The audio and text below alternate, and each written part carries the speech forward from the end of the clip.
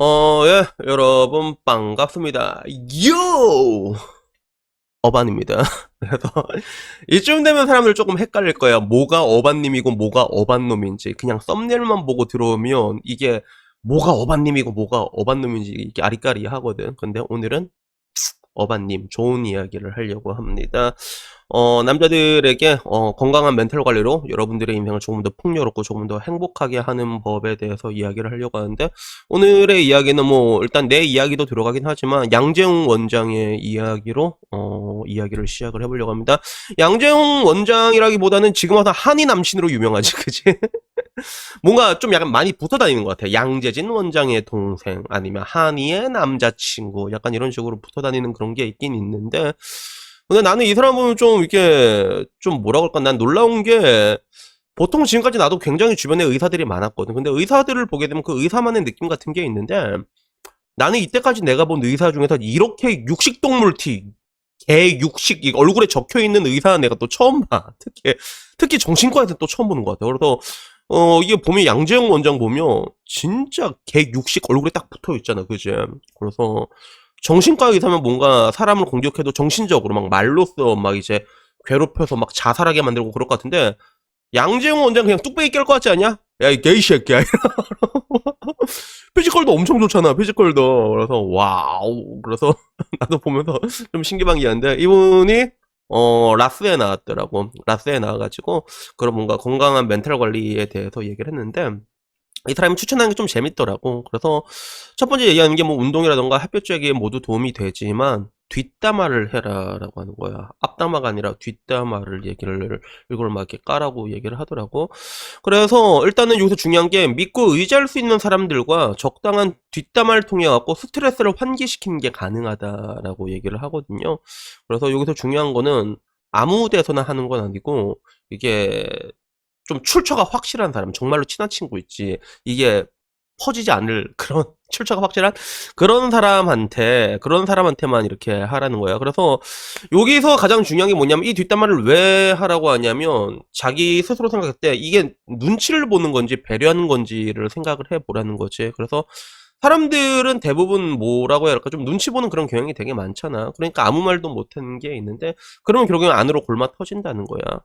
그래서 눈치와 배려를 좀 구분할 줄 알아야 되는데, 결국엔 눈치란 건 결정권이 없는 것이거든. 그리고 반대로 배려는 결정과 선택권이 있는 건데, 인생은 결국엔 자기 주도적으로 살아야 된다고 얘기를 하더라고. 그래서 뭐 이제 너무 안으로 이제 참지 말고 그냥 뭐 이렇게 얘기도 하고 환기도 시키고 이런 식으로 얘기를 하면서 SNS를 끊는 걸 추천을 하더라고. 그래서 요거 요렇게 얘기하면 안 돼, 이 사람은. 이거는 동종업계의 그 굉장한 그 손해를 입히는 그런 행동이거든. 그래서 실제로 굉장히 많은 정신과 의사가 하는 얘기 중에 하나가, SNS 없어지면 자기들 굶어 죽는다고 얘기를 합니다.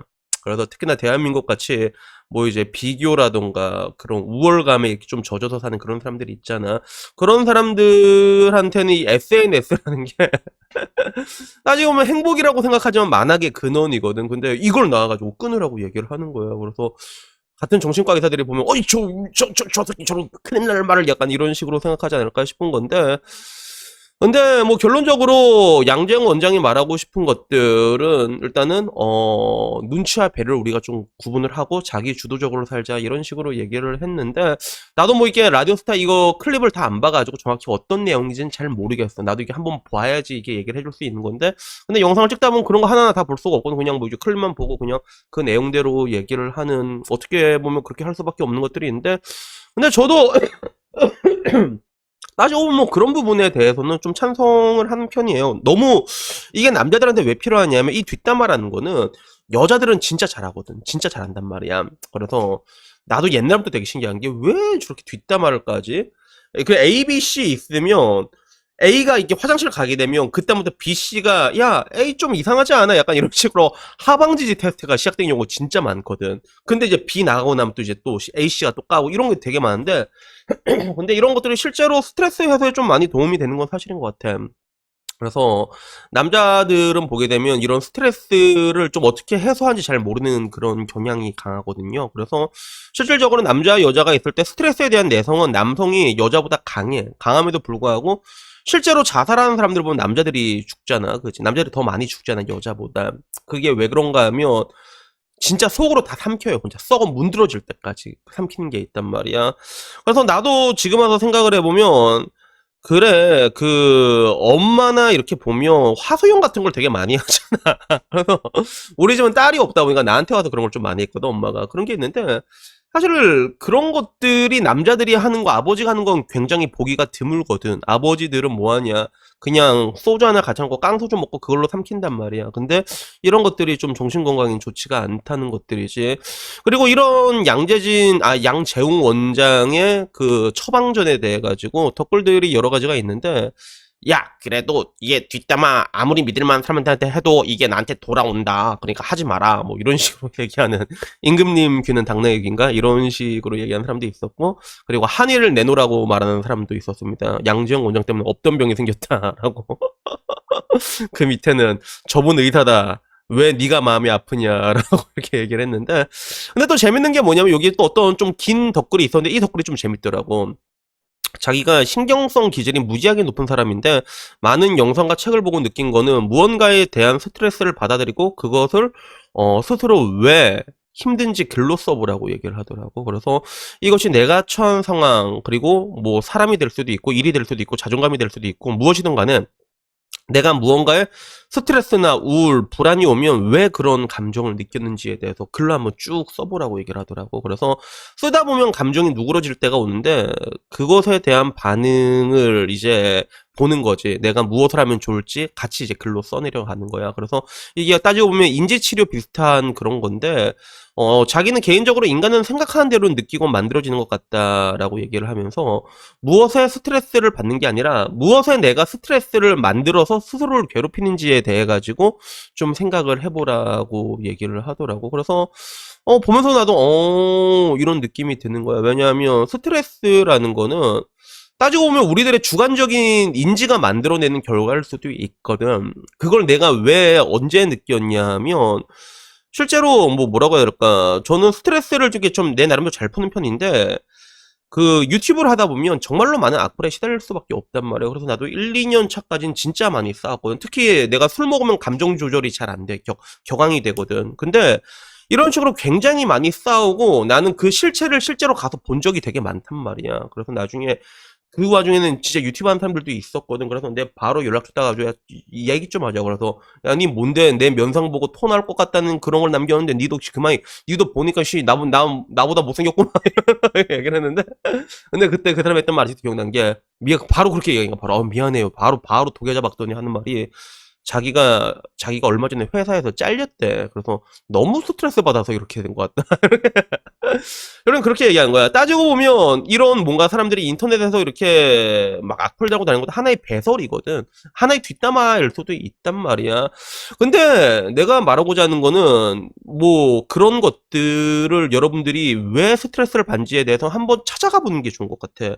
그래서 나 같은 경우는 그런 식으로 나를 괴롭히는 그런 불확실한 실체에 대해서 계속 끊임없이 파고들어서 그걸 직접 이게 문을 열고 들고 봤거든. 근데 그런 걸 한 20번 정도 하고 느낀 게 뭐냐면 와, 내가 이런 하찮은 사람들한테 스트레스를 받고 있었구나라는 걸 느끼게 되더라고. 그 실체를 눈으로 보게 되니까 야, 이런 하찮은 인간들한테 내가 스트레스를 받고 있었구나라는 것들을 내가 느끼게 되면서 지금 그냥 보면 에이, 너 그냥 임펠당 그냥 보내고 마라. 그리고 실제로 뭐 이제 DC나 이런 데 가잖아. 뭐 레드필 갤러리 이런 데 보면 내 욕하는 거 오질나게 많거든. 나도 깜짝 놀랐어. 근데 보면서도 뭐 지금 와서 그냥 아이고 뭐 쟤들도 뭐 잘못해서 푸는 거지 뭐.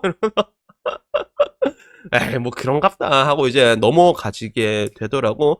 그래서 결론적으로 제가 얘기하고 싶은 거는 뭐 뒷담화를 까라 안 까라 이런 게 아니라 각자가 각자마다 이렇게 표출하고 뭐 문제를 해결하는 방식에 대한 차이는 있잖아요. 그래서 저는 여러분에게 말하고 싶은 게 조금 불편하더라도 그 실체를 한번 보라고 얘기를 하고 싶어. 그래서 예를 들면 단순히 내가 되게 화나는 이유를 봤을 때 특히 직장 같은 경우는 사람에서 오는 경우가 되게 많거든.